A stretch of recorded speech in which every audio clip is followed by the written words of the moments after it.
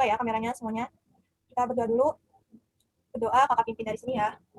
Berdoa menurut kepercayaan masing-masing dimulai. Selesai. Nah, sebelumnya kakak mau ini nih, mau screenshot dulu ya buat bukti kehadiran kalian. Oke, slide pertama. 1, 2, 3.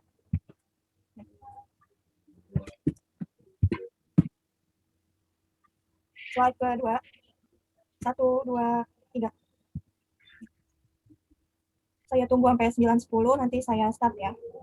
Nanti kakak start aja ya. Waktunya terus berjalan soalnya. Oke, mulai. Tunggu 9 orang.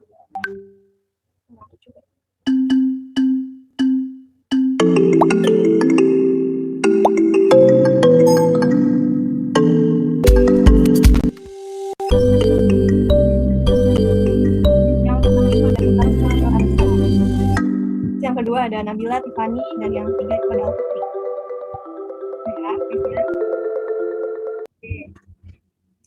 Sistem endokrin. Apa sudah terlihat PowerPoint saya?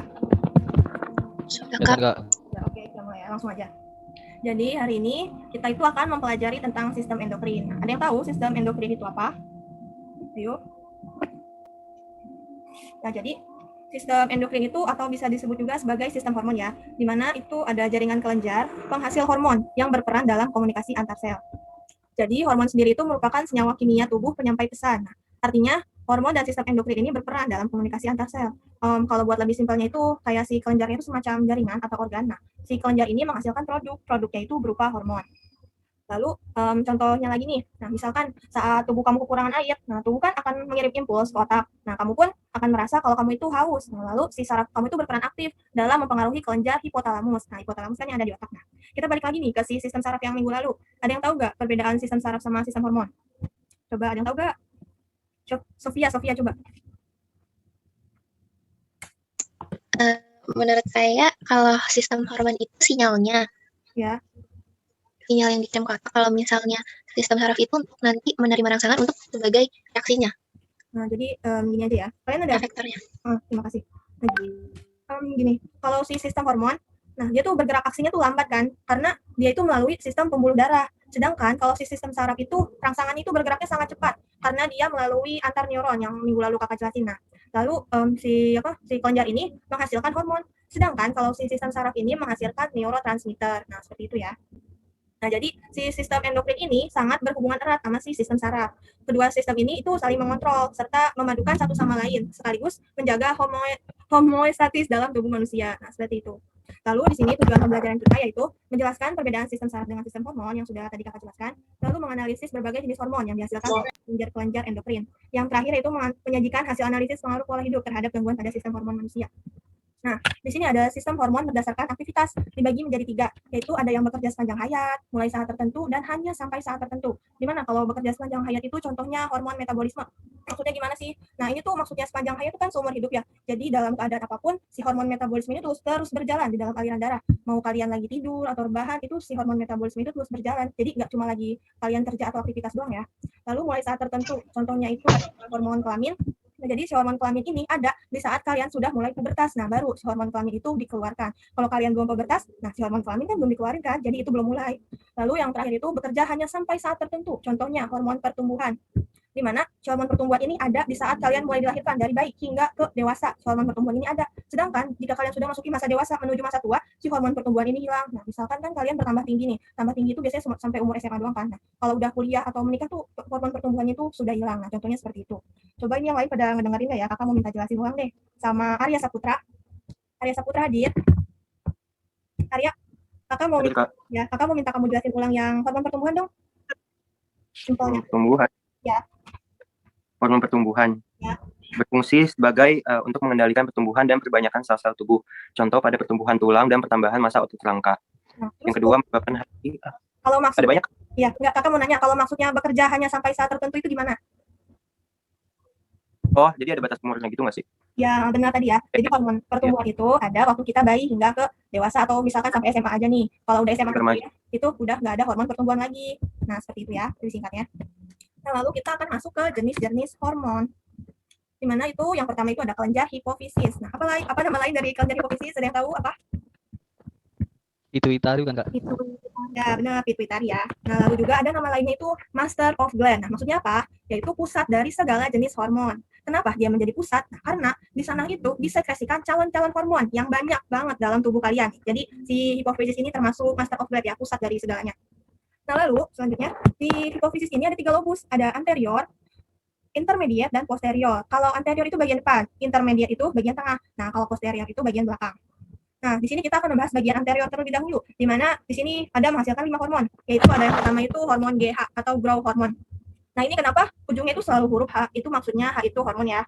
Nah, di mana si growth hormone ini atau bisa disebut juga sebagai hormon STH, yaitu somatotropin hormone, yaitu berfungsi untuk mengatur proses pertumbuhan. Nah, kalau si GH ini ada pada anak-anak dan ada pada orang dewasa. Jika hormon ini mengalami penurunan pada anak-anak, si anak-anak ini akan menjadi kerdil. Nah, menjadi kecil. Nah, nama lainnya itu penyakit kretinisme.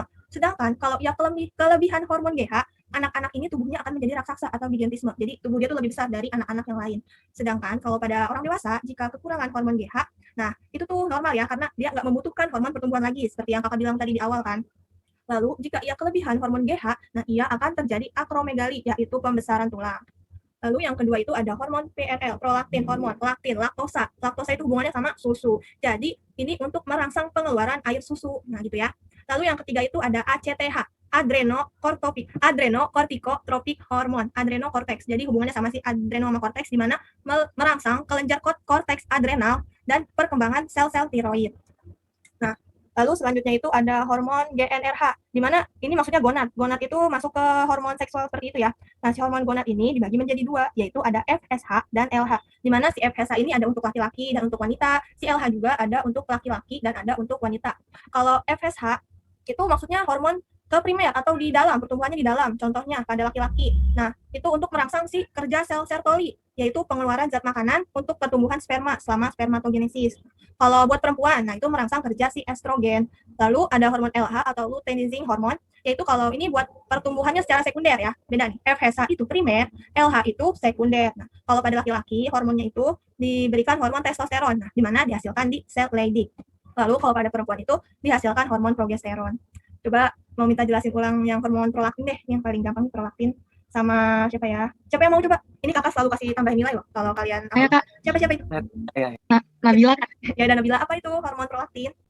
Hormon prolaktin itu berfungsi untuk merangsang pengeluaran air susu, Kak. Ya, jadi ingat aja ya, prolaktin, laktin, laktosa. Laktosa itu susu, jadi pengeluaran air susu. Oke, makasih. Lanjut, selanjutnya itu ada kelenjar bagian intermediate. Intermediate ini cuma menghasilkan satu hormon, namanya hormon MSH, melanosis stimulating hormon. Melanon ngomongin warna kulit. Nah, jadi gini, misal, kulit kamu kenapa sih jadi gelap, jadi hitam gitu kan? Nah, itu gara-gara kena sinar matahari banyak, Kak. Nah, kenapa? Jadi di situ ada kenaikan hormon MSH, sehingga kulit kamu tuh jadi gelap. Nah, seperti itu ya simpelnya.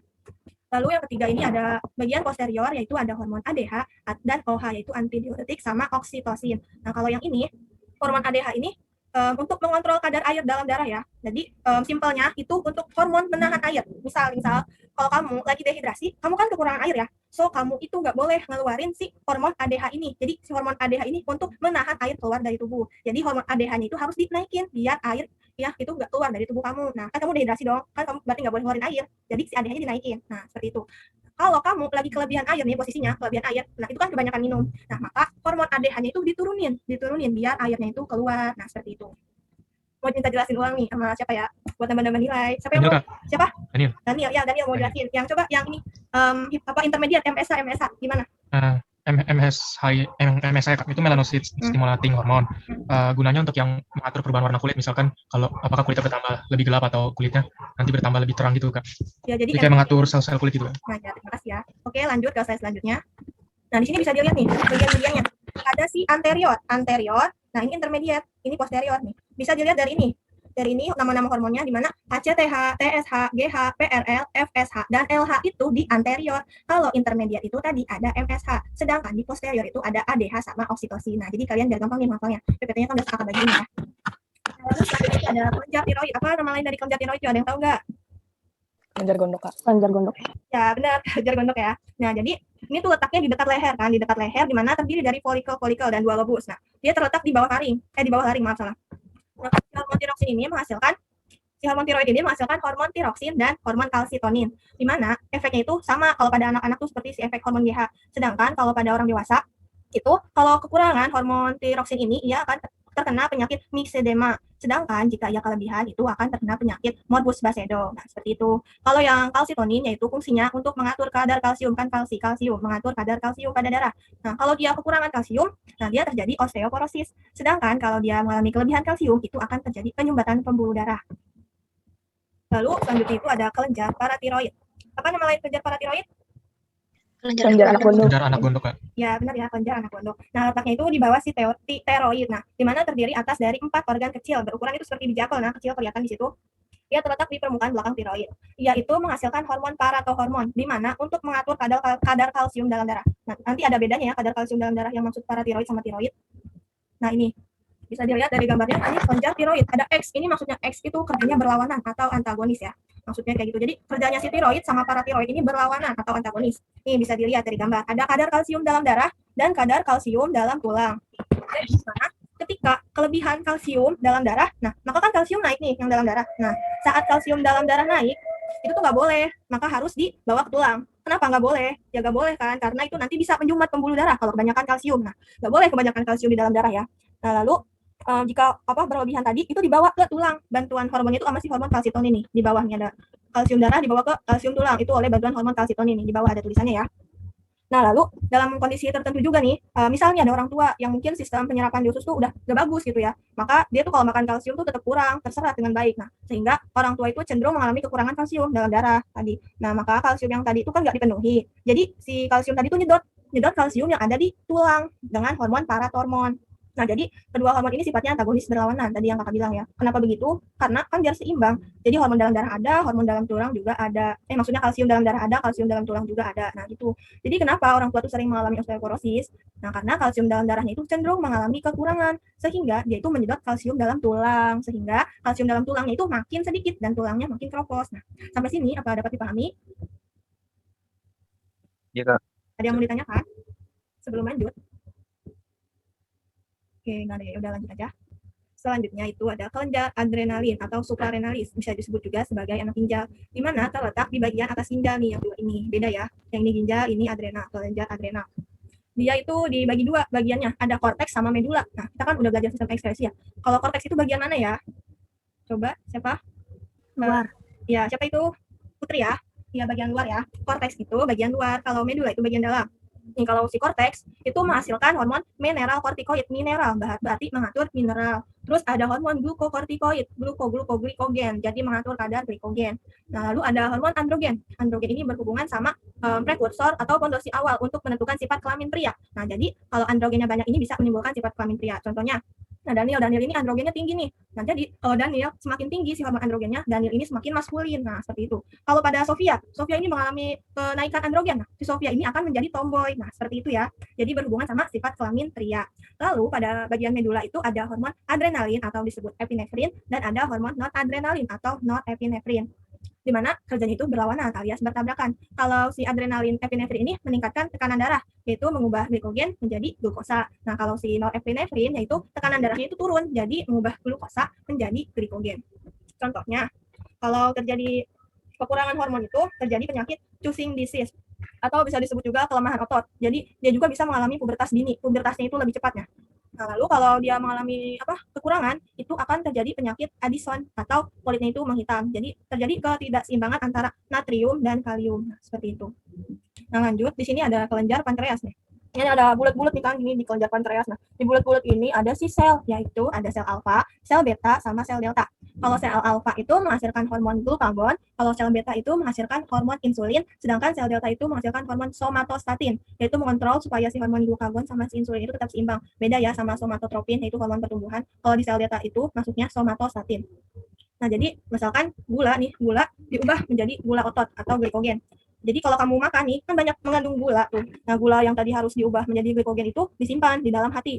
Jadi kalau kamu kurang makan atau kurang energi, maka si glikogen tadi, hormon itu, si glikogen tadi akan dipecah, diuraikan menjadi sumber energi kamu. Nah, terutama nih kalau kamu lagi puasa atau lagi diet lah. Nah, puasa kan gak makan ya, makanannya tuh cuma sahur doang gitu. Nah, kamu tuh udah makan nih, habis itu makanan itu disimpan gulanya. Jadi glikogen, nah jadi energi cadangan dulu. Nah, waktu kamu butuh si energi itu, nah maka itu akan dipakai energinya, namanya itu glikogen. Jadi, siapa yang bekerja merubah gula menjadi glikogen? Nah, itu namanya kerja hormon si insulin. Nah, seperti itu. Kalau kamu lagi kurang energi karena belum sempat makan, maka yang dipecah itu oleh hormon glukagon. Jadi kerjanya itu berlawanan ya.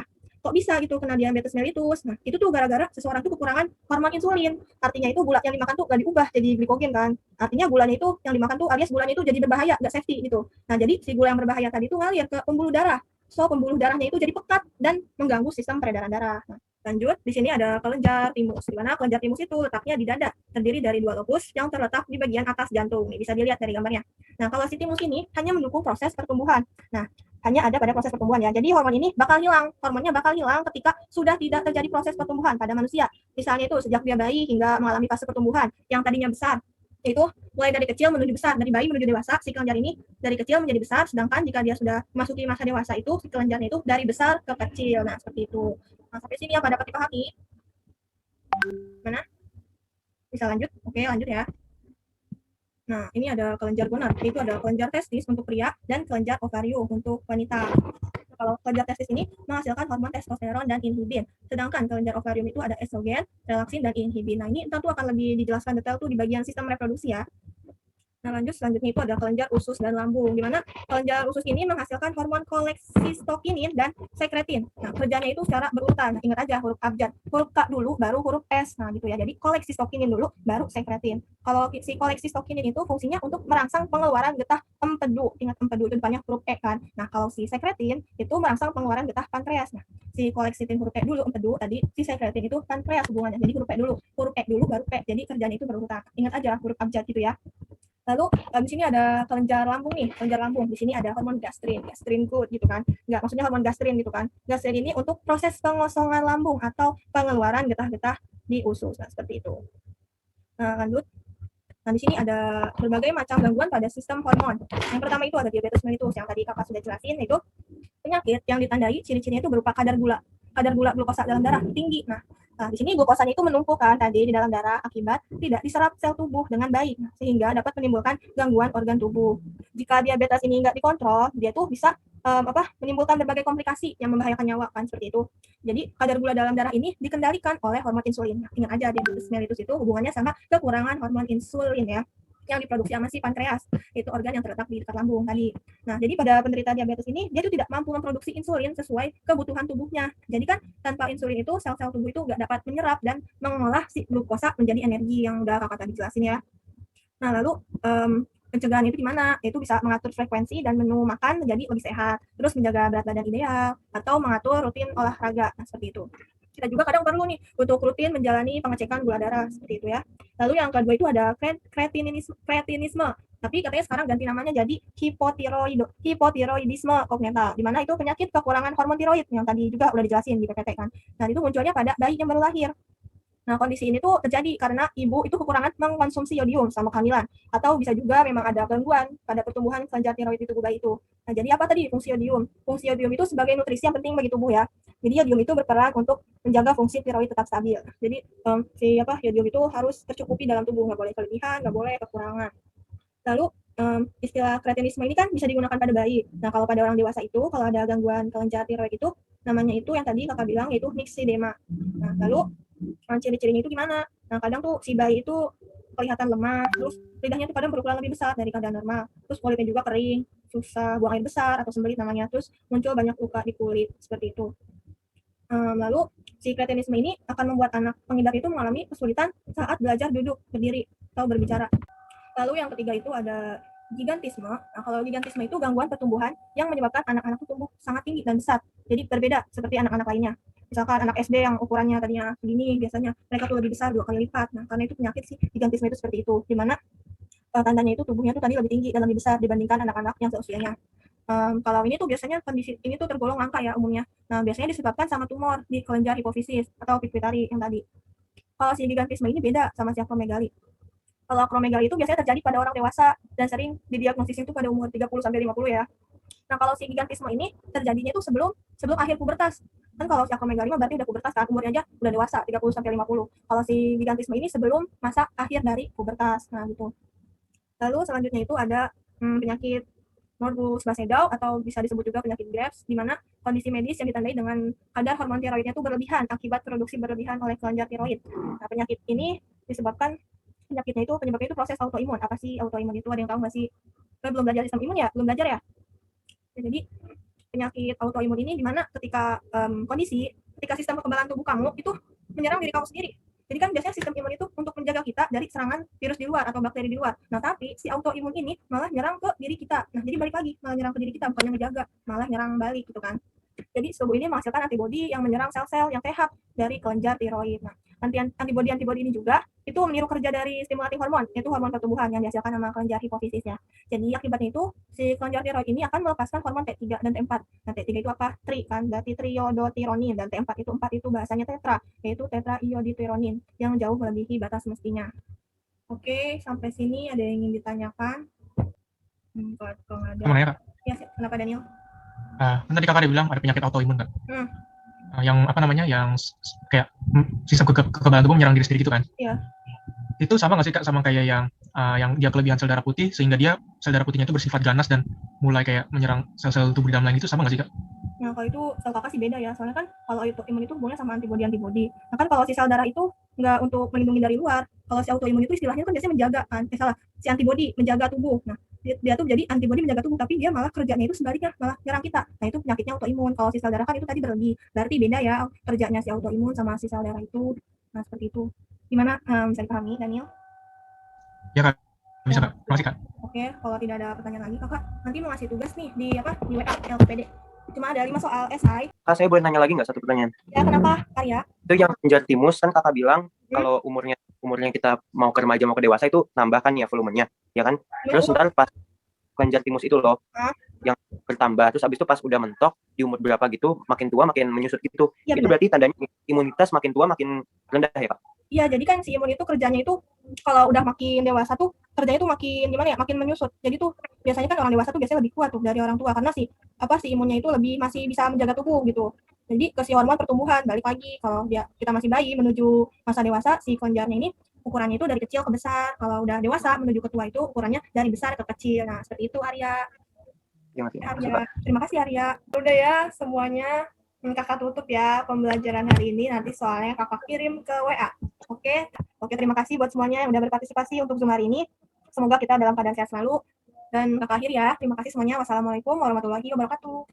Waalaikumsalam warahmatullahi wabarakatuh. Terima kasih Bu. Selamat siang. Terima kasih Bu.